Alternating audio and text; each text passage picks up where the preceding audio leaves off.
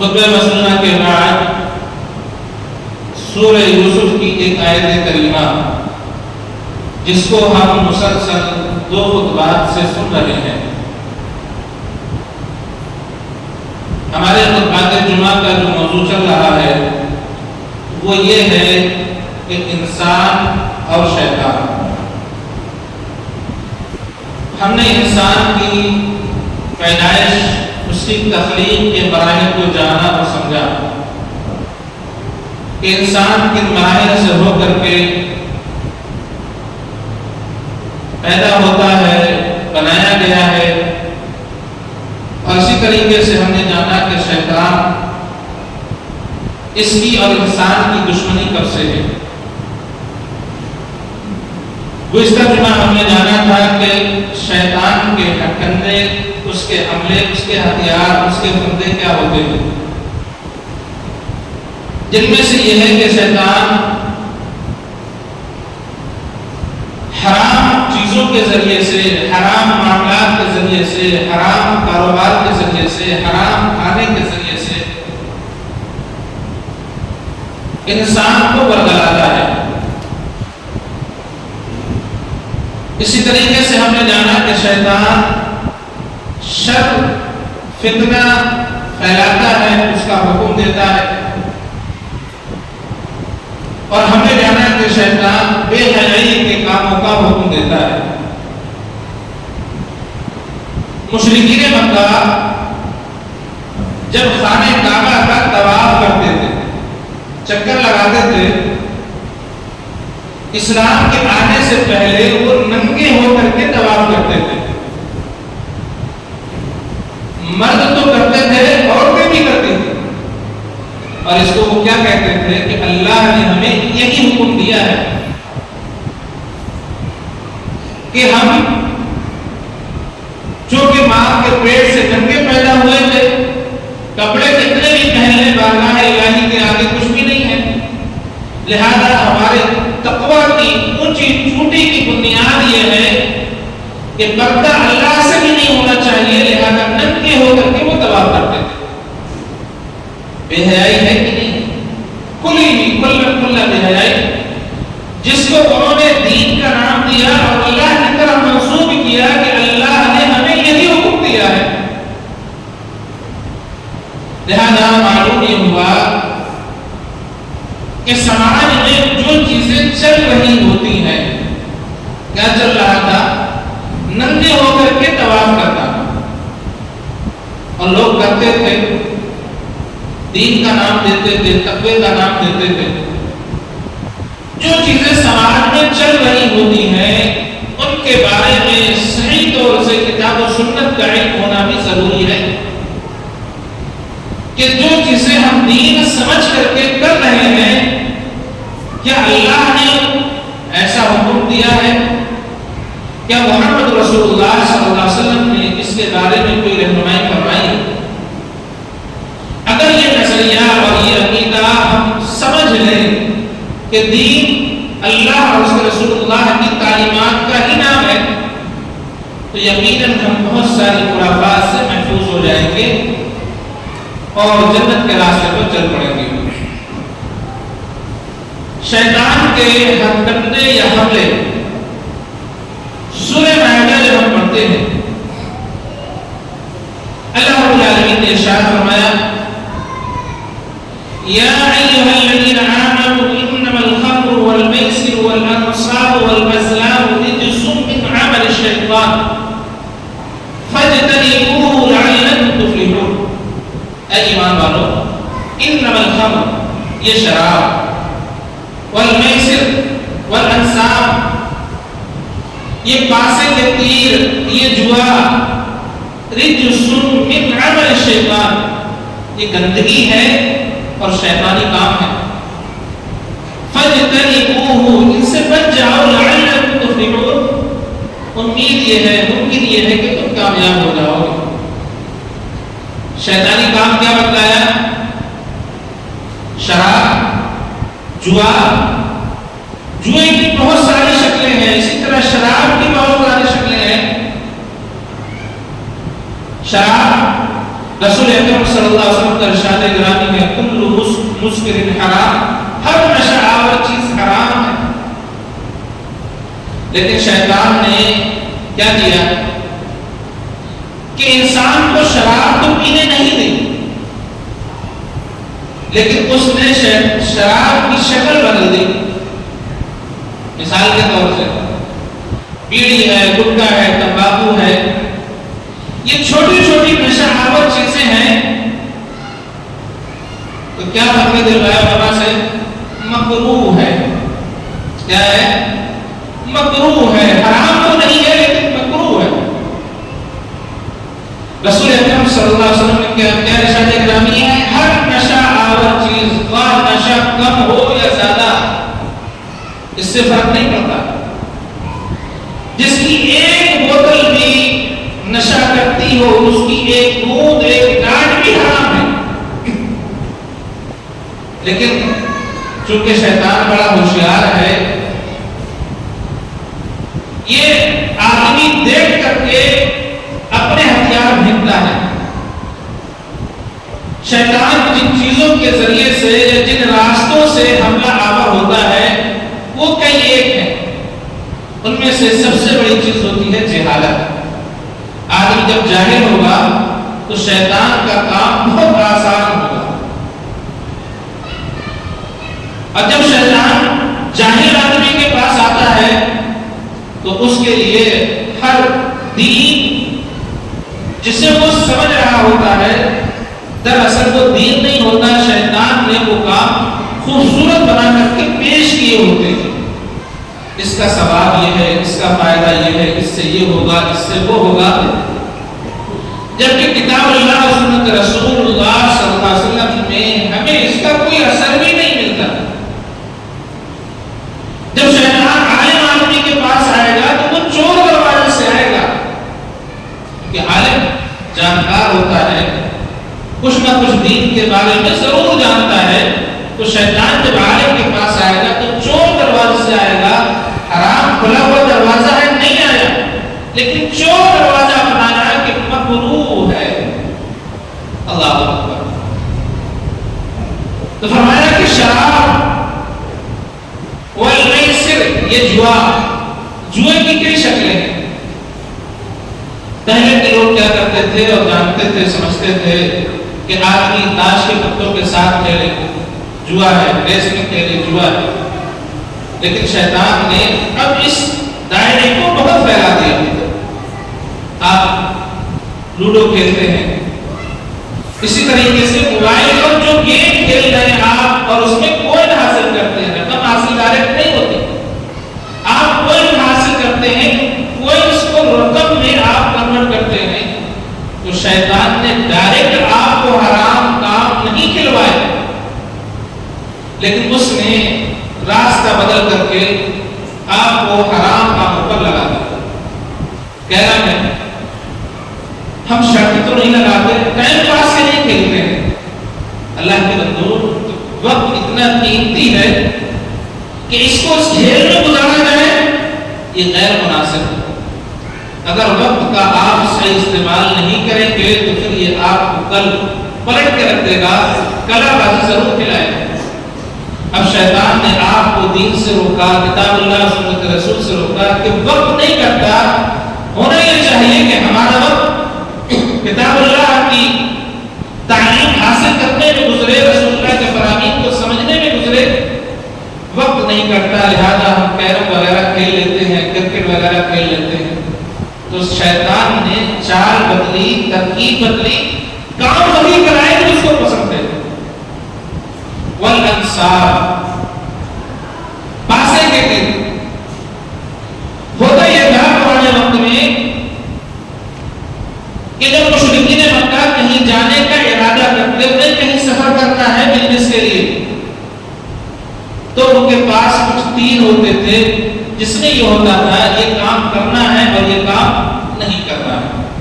لہذا وہ تیر نکالتے، ہاں آیا تو کرتے تھے، نہیں آیا تو اس کام کو رک جاتے تھے اور اگلے دن یہ آزمائش کرتے تھے. ان کا ماننا اور عقیدہ یہ تھا کہ اگر وہ گھر سے نکلے گھر سے نکلنے کے بعد انہوں نے دیکھا درخت پر یا کسی کے گھر پر کوئی کبوتر کوئی پرندہ بیٹھا ہے، اسے بولتے تھے پھال لینا۔ انہوں نے یہ دیکھا کہ کبوتر یا پرندہ بائیں جانب بڑھ گیا ہے، اب پھر وہ کام نہیں کرتے تھے جس کام کے ارادے سے وہ گھر سے نکلے تھے۔ ہمارے یہاں بھی یہ چیز دوسری شکل میں آئی، گاڑی سے جا رہے تھے، گھر سے نکلے اور کیا ہوا، اچانک کالی بلی آ گئی، اب کام تو سارا محفوظ ہو گیا، اب خیر نہیں ہو۔ شیطان نے تدبیر بدلی ہے، عقیدہ بنی ہے۔ آج کاروبار دن بھر کا اچھا نہیں رہا، پتہ نہیں کس منحوس کی شکل دیتے۔ آج پہلا گاہک ادھاری میں آیا تھا، سامان ادھاری میں دے دیا، کاروبار میں نفع ہی نہیں ہوگا۔ آج کا سارا دن نقصان میں خسارے میں جائے گا، لہذا ادھار سامان نہیں دیا جائے گا۔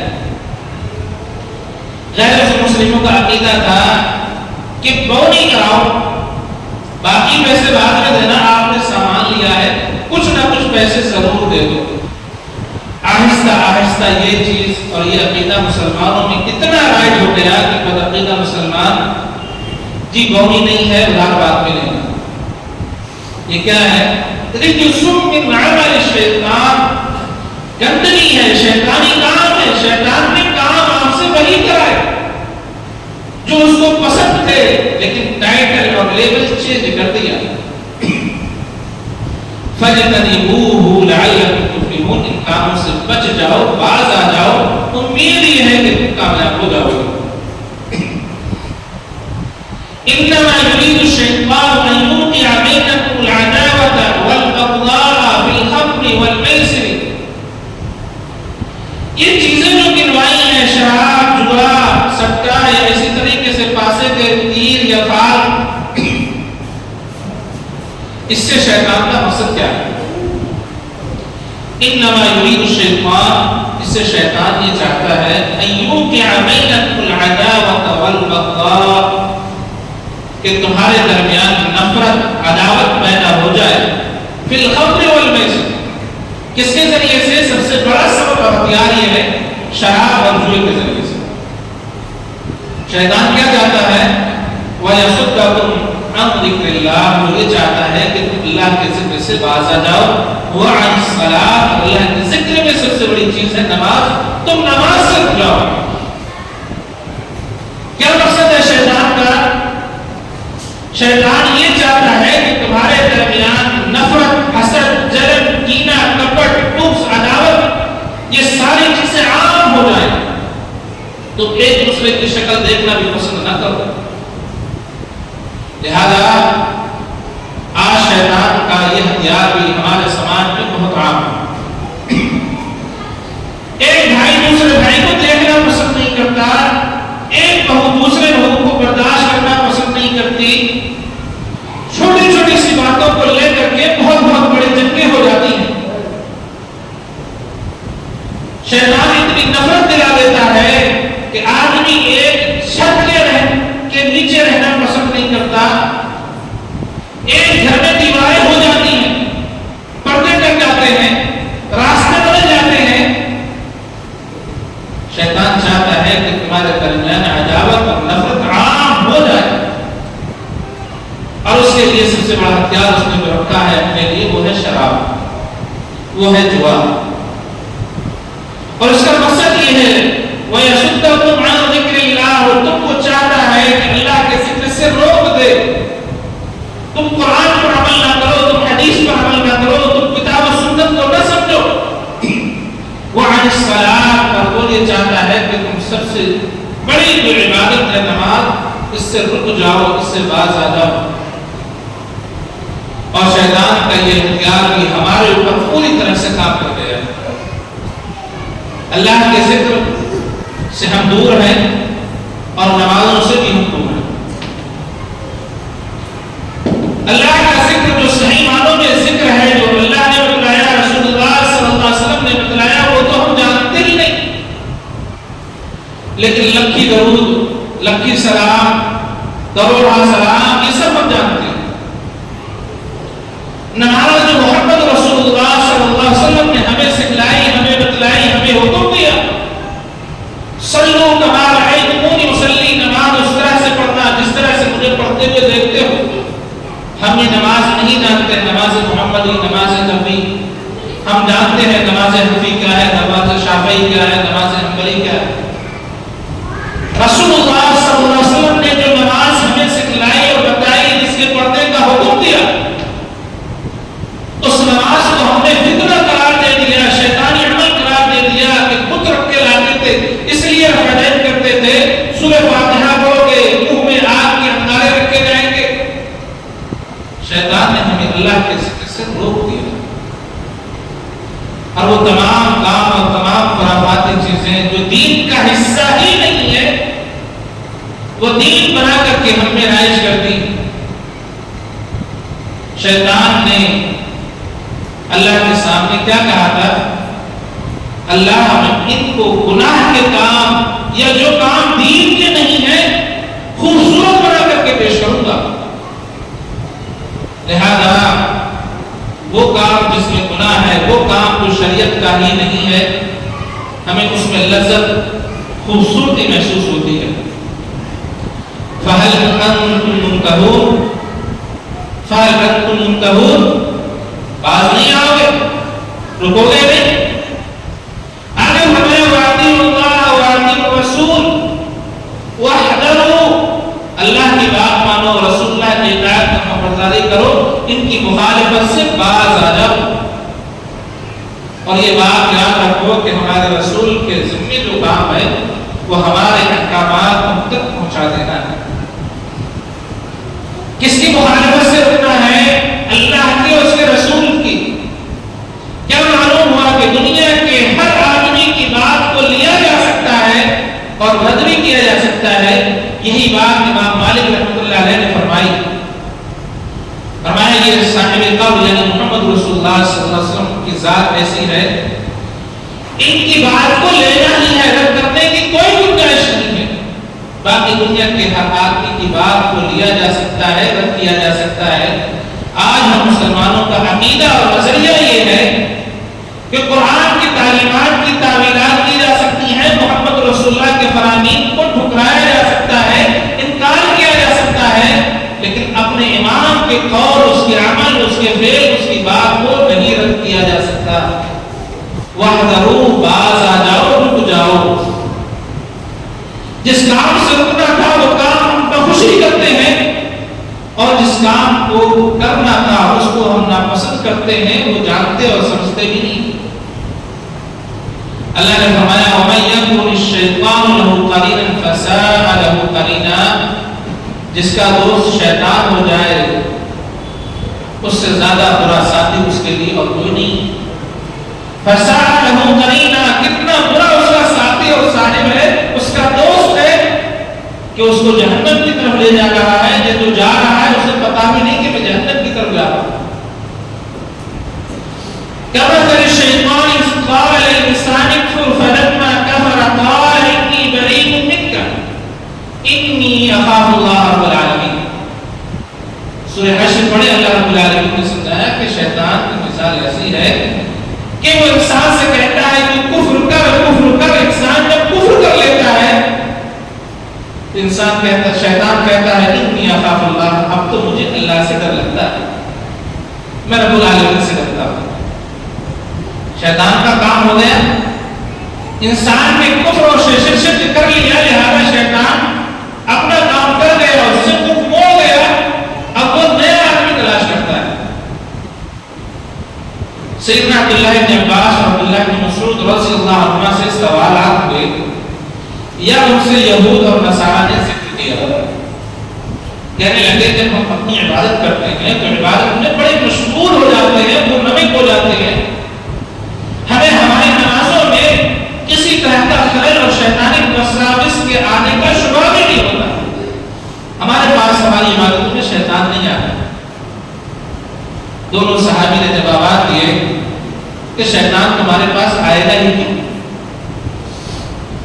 کیوں آئے گا تمہارے پاس شیطان؟ شیطان تو جو کام تم سے کروانا چاہتا تھا وہ پہلے ہی کروا چکا، اب اس کو تمہارے پاس آنے کی ضرورت نہیں ہے۔ چور چوری کہاں کرے گا؟ جو خالی مکان ہے جہاں زیورات اور پیسہ روپیہ رکھا ہوا ہے. لہذا مشرکین کا، یہود نصارہ کا، بدعقیدہ مسلمانوں کا جو سب سے بڑی چیز ہمارے لیے ایمان ہے، عقیدے کی درستگی ہے، جب وہ اس سے خالی ہو گیا تو شیطان ان کے پاس اب نہیں آئے گا. اسی لیے اہل توحید وساوس کا زیادہ شکار ہوتے ہیں کہ ان کے پاس عقیدہ توحید کی مضبوطی ہے، اخلاص ہے، عقیدہ توحید ان کے پاس اب بھی موجود ہے. اسی لیے بہت سارے بھائیوں کو وساوس آتے ہیں، خیالات آتے ہیں، شیطانی حملے ان کے اوپر ہوتے رہتے ہیں. لہذا ان کو اس سے ڈرنا نہیں چاہیے. شیطانی حملوں سے بچنے کی بہت ساری تدبیریں ہیں. جب آپ کو لگے کہ کوئی کسی طرح کا شیطانی وسوسہ آ رہا ہے، رسول اکرم صلی اللہ علیہ وسلم نے ہمیں اللہ کی صفات، اس کی کیفیات کے بارے میں غور و فکر کرنے سے منع فرما دیا. اللہ کو کس نے بنایا، اس کے ہاتھ کیسے ہیں، اس کا سر کیسا ہے، اس کے پاؤں کیسے ہیں، وہ کرسی پر کس انداز سے بیٹھا ہے، ان چیزوں میں غور و فکر نہیں کرنا. اس بارے میں غور و فکر کرنا ہے اللہ نے آسمان بنایا، زمین بنائی، انسان بنائے، جانور بنائے، مخلوقات بنائی، ان بارے میں غور و فکر کرنا ہے. یہ چیزیں اللہ کے خالق ہونے پر دلالت کرتی ہیں. لہذا رسول اکرم صلی اللہ علیہ وسلم کے پاس صحابہ آئے اور عرض کی اللہ کے رسول، ہم اپنے دل میں ایسے وسوسے اور خیالات آتے ہیں کہ یوں لگتا ہے کہ ہمیں آسمان سے زمین پر پھینک دیا جائے اور جوڑ جوڑ ہمارے الگ ہو جائے. یہ کام ہمارے لیے آسان ہے، لیکن وہ وسوسے اور خیالات زبان پر لانا مشکل ہے. دوسری جگہ ہے کہ آگ کا انگارہ ہمارے ہاتھ میں رکھ دیا جائے، یہ آسان ہے، لیکن جو وسوسے اور جو خیالات ہم اپنے دل میں پاتے ہیں ان کا زبان پر لانا انتہائی ناپسند ہے. آپ نے فرمایا لا کا صریح الایمان، یہی وہ صریح ایمان ہے. اس طرح کے جب وسوسے آئے تو کہہ دیا کرو آمنت باللہ و رسولہ، میں اللہ اس رسول پر ایمان لایا. دوسری روایت میں ہے قل هو اللہ احد پڑھ لیا کرو. تیسری جگہ یہ ہے اعوذ باللہ من الشیطان الرجیم من ہمزہ ونفخہ ونفثہ پڑھ لیا کرو. بائیں جانب تذکارو. اور اس طرح کے وساوس اور خیالات کو آنے سے ممکنہ حد تک روکنے کی کوشش کرو. شیطان حملہ آور ہوتا ہے، کسی پر بھی ہو سکتا ہے، لیکن بچاؤ کی تدبیریں یہ جاننا بے انتہا ضروری ہے. اب آدمی کے پاس شیطان آ گیا، اللہ کو کس نے پیدا کیا ہے، اب وہ اسی فکر میں لگا ہوا ہے. ایک دن آئے گا کہ وہ عقیدہ توحید سے بھٹک جائے گا اور گمراہ ہو جائے گا. شیطان جو حملہ آور ہوتا ہے اس کے جو راستے ہیں ان میں سے آدمی کی کم عقلی ہے، کم عقلی مومن عقل والا ہوتا ہے، وہ اپنی عقل اور تدبیر کے ذریعے سے شیطان کے حملوں سے محفوظ ہو جاتا ہے. شیطان کے حملوں کا ایک راستہ یہ ہوتا ہے کہ آدمی کا ایمان بھی کمزور ہے، اللہ پر بھروسہ بھی کمزور ہے. لہذا شیطان اپنا کام یہاں پر آسانی کر جاتا ہے. اس لیے کہنا چاہیے کہ اللہ اس رسول پر ایمان لایا اور اپنا ایمان مضبوط کرنا چاہیے، اللہ پر بھروسہ مضبوط کرنا چاہیے. اللہ رب العالمین نے سورہ نحل میں ارشاد فرمایا انه ليس له سلطان على الذين آمنوا وعلى ربهم يتوكلون. یہ شیطان کا زور ان لوگوں پر نہیں چلتا ہے جو ایمان والے ہوتے ہیں اور اللہ پر بھروسہ کرتے ہیں، ان کا بھروسہ بڑا مضبوط ہوتا ہے. انما سلطانه على الذين يتولونه وهم مشركون. شیطان کا زور ان لوگوں پہ سب سے زیادہ چلتا ہے جو شیطان سے دوستی کرتے ہیں، وهم مشركون، اور وہ مشرک بھی ہوتے ہیں. یعنی عقیدے کی درستگی بے انتہا ضروری ہے، اور آپ کی صحبت کن لوگوں کے ساتھ ہے یہ بھی بے انتہا ضروری ہے. کہیں مشرکین کے ساتھ تو آپ کی دوستانہ رسم و رواج اور تعلقات تو نہیں ہے، کہیں آپ ان لوگوں کے ساتھ تو آپ کی بیٹھک نہیں ہے جو قرآن میں کمیاں نکالتے ہیں، جو حدیث مبارکہ صلی اللہ علیہ وسلم میں کمیاں نکالتے ہیں. کہ ان لوگوں کے ساتھ آپ کی بیٹھک نہیں ہے جو ملحد ہو چکے ہیں، لہذا اپنی صحبت کا اثر آپ اوپر ضرور دکھائیں. آپ یہ نہ سمجھیں کہ میرا ایمان اور عقیدہ مضبوط ہے میں بچاؤ کر لوں گا. مثال کے طور سے سمجھے، ایک سماجی مثال دیتا ہوں. جب آدمی کی نئی نئی شادی ہوتی ہے، گھر والے سے اس کی نہیں بنتی، تو آدمی زور دکھاتا ہے، اس کو ہر طرح سے سمجھانے کی کوشش کرتا ہے، مارتا بھی ہے، لوگوں کو بھی اکٹھا کرتا ہے کہ اس کا یہ معاملہ ہے، یہ غلط ہے. لیکن عورت جو کہ ناسمجھ ہوتی ہے، ضدی ہوتی ہے، وہ اپنی بات پر اور اپنی حرکتوں پر قائم رہتی ہے. آدمی مارتا ہے، پٹتی ہے، سہتی ہے، برداشت کرتی ہے. پھر کچھ وقت گزرتا ہے، 10 سال 15 سال 20 سال، پھر کیا ہوتا ہے، آدمی اس عورت کے رنگ میں ڈھل جاتا ہے. کیا وجہ ہے؟ کہ اس صحبت کا اثر اس کے اوپر ضرور ہوا ہے، گرچہ آہستہ آہستہ ہوا ہے. شروع میں ایمان آدمی سمجھدار تھا، بہت اچھی عقل کا مالک تھا، لیکن جو ساتھی ملا وہ ناسمجھ ملا، اس کی ناسمجھی نے دیر سے ہی صحیح اثر ضرور دکھلایا. اور جو آیت کریمہ ہم مسلسل سنتے آ رہے ہیں، وَقَالَ لِلَّذِي ظَنَّ أَنَّهُ نَاجٍ مِّنْهُ اذْكُرْنِي عِندَ رَبِّكَ فَأَنسَاهُ الشَّيْطَانُ ذِكْرَ رَبِّهِ فَلَبِثَ فِي السِّجْنِ بِضْعَ سِنِينَ. وَقَالَ لِلَّذِي، اور اس شخص سے کہا جس کے بارے میں خیال یہ تھا کہ یہ آدمی جیل سے نجات پا جائے گا، تو اپنے بادشاہ سے میرا ذکر کرتا. فَأَنسَاهُ الشَّيْطَانُ ذِكْرَ رَبِّهِ، تو شیطان نے یہ باتیں اس آدمی کو بلا دی کہ وہ اپنے بادشاہ سے اس چیز کا ذکر کرے. تو پھر جیل میں کچھ سال تک اور ٹھہرے رہے. سیدنا یوسف علیہ السلام جب جیل میں ہیں، 2 آدمی نے خواب دیکھا ہے. ایک آدمی کا خواب یہ ہے کہ وہ جیل سے جلدی نجات پا جائے گا. اس سے یہ کہا کہ تو اپنے بادشاہ سے یہ بتانا کہ ایک بے گناہ قیدی یوسف بھی جیل کے اندر ہے، اس کی رہائی کے احکامات جاری کر دو. فَأَنسَاهُ الشَّيْطَانُ ذِكْرَ رَبِّهِ، تو جو آدمی جیل سے رہا ہوا تھا، اس آدمی کو شیطان نے یہ بات ہی بلا دی کہ یوسف نے مجھ سے کیا کہا تھا. آپ سمجھیں، عقیدہ توحید کی شاید کریمہ کر پائیں. یوسف علیہ السلام اللہ کے نبی ہیں، کوئی شک؟ اللہ کے ولی ہیں، ولی ہونے میں کوئی شک؟ دنیا کی عظیم ترین ہستی پاک لوگوں میں سے ہیں، لیکن وہ بات جو انہیں اللہ سے کہی تھی، کس سے کہی؟ ایک عام انسان سے کہی. وہ بات جو گزارش اللہ سے کرنی تھی وہ ایک عام انسان سے کہتی. اللہ کو یہی بات ناپسند آئی کہ یوسف ہمیں بھول گئے، ہمیں چھوڑ دیا. ہم سے کہتے نا تو ہم رہائی کے انتظامات اور بندوبست سب کر دیتے.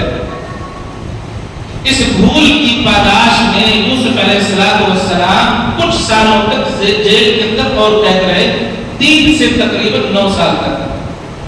کتنی بڑی بات تھی؟ کچھ زیادہ بڑی بات تو تھی نہیں.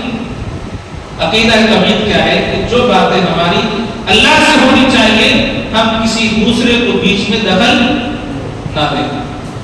جیسے کہ ہمارے یہاں کیا ہوتا ہے، یہ فلاں ولی ہیں، ان سے ان کا نام لے لو، نبیوں کا نام لے لو، ولیوں کا نام لے لو، ان سے گزارشات کرواؤ تو یہ تمہاری مرادیں اللہ تک پہنچا دیں گے.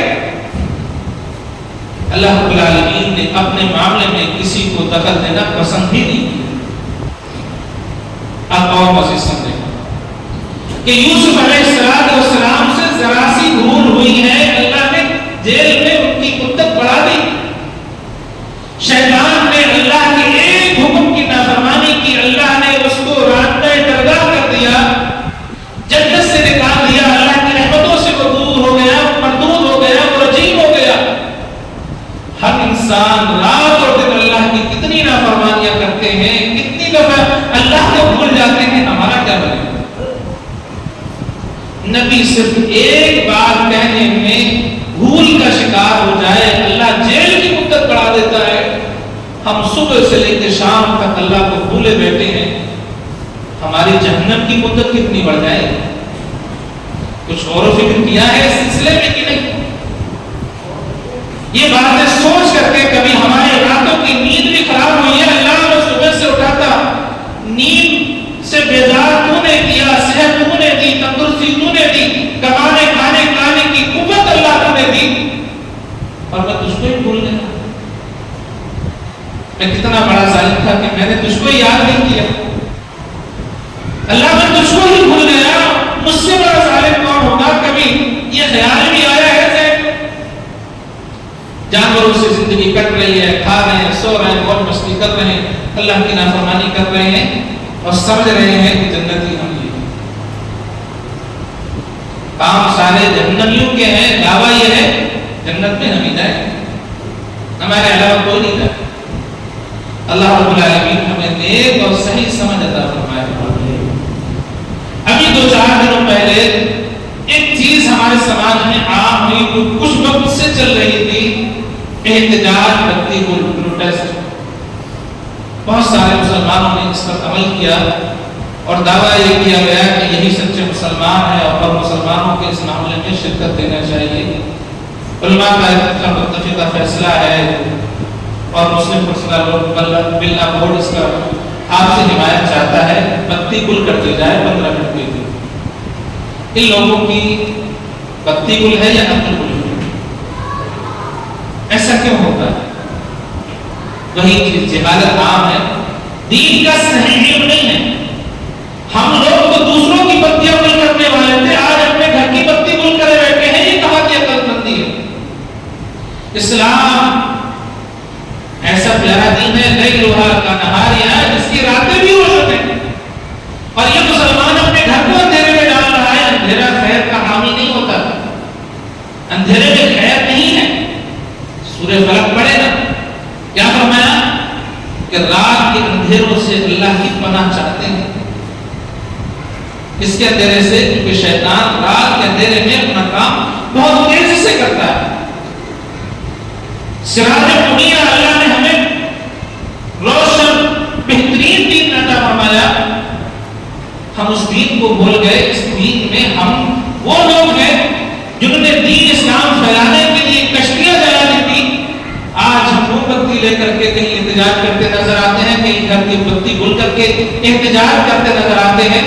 گویا کہ ہم خود ہی اپنے آپ کو بھول گئے کہ ہم کون ہیں، اور دشمن اس سے کیا سمجھے گا؟ ہائے کیسے یہ ذہن سے گرے ہوئے اور بدعقل لوگ ہیں، انہیں یہ بھی پتہ نہیں ہے کہ یہ جو احتجاج ہے اس سے ان کا کیا فائدہ ہے، دشمن کا کیا نقصان ہے۔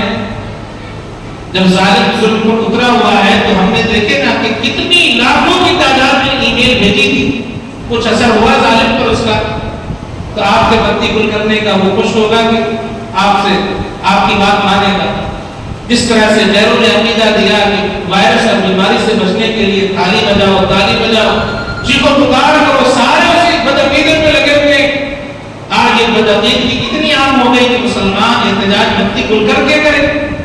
اللہ اکبر، کیسی یہ ناسمجھی ہے اور کیسا یہ دین سے دوری کا معاملہ ہے، انہیں پتا بھی نہیں ہم کر کیا رہے ہیں۔ بات صحیح ہے کہ ہم جمہوری ملک میں ہیں، احتجاج کے اس سے بہتر اور مؤثر طریقے بھی ہمارے پاس ہیں۔ صرف یہی طریقہ نہیں ہے احتجاج کا، احتجاج کرو، اپنی چیز حاصل کرو، لیکن دین اسلام کو جانے مت دو۔ چیز ملے یا نہ ملے، دین، ایمان اور عقیدہ یہ ہمارے ہاتھ سے جانا نہیں چاہیے۔ دنیا کا کیا ہے، آتے جاتے رہے گی، اور پھر اللہ نے ہمیں بنایا کیا تھا؟ وَأَنْتُمُ الْأَعْلَوْنَ إِن كُنتُم مُؤْمِنِينَ۔ سب کچھ تمہارا ہے، زمین بھی، فضا میں طیارے تمہارے اڑیں گے، گھومیں گے، بادشاہ تم بنو گے، لیکن اپنا ایمان، اپنا عقیدہ بشرط یہ کہ درست کر لو گے۔ نہ ایمان ہے، نہ عقیدہ ہے، نہ روزہ ہے، نہ نماز ہے، دین سے دور کا بھی واسطہ نہیں ہے، احتجاج میں لگو، عملی تدبیر اپناؤ۔ اللہ رب العالمین ہمیں صحیح معنوں میں دین کے سمجھنے اور سمجھانے کی توفیق عطا فرمائے۔ اللہ ہمیں جب تک زندہ رکھے، ایمان اور اسلام میں زندہ رکھے، خاتمہ ہو توحید پر ہو۔ اللہ ہمارے ملک میں امن اور شانتی کا ماحول بنا دے۔ اللہ جو لوگ شر پھیلا رہے، فتنہ پھیلا رہے، ان کو نیست و نابود کر دے، ان کا مجمع کر دے، ان کی چالوں اور تدبیروں کو اوپر الٹا دے۔ اللہ رب العالمین ہمیں ہر طرح کے شر سے محفوظ رکھے. جو لوگ بیمار ہیں اللہ انہیں شفا عاجلہ کاملہ کلی عطا فرمائے. رب العالمین سے دعا کریں جو بھائی قرض کے بوجھ پہ دبے ہوئے ہیں اللہ ان سب کی قرض کی ادائیگی اہتمام فرما دے. آمین.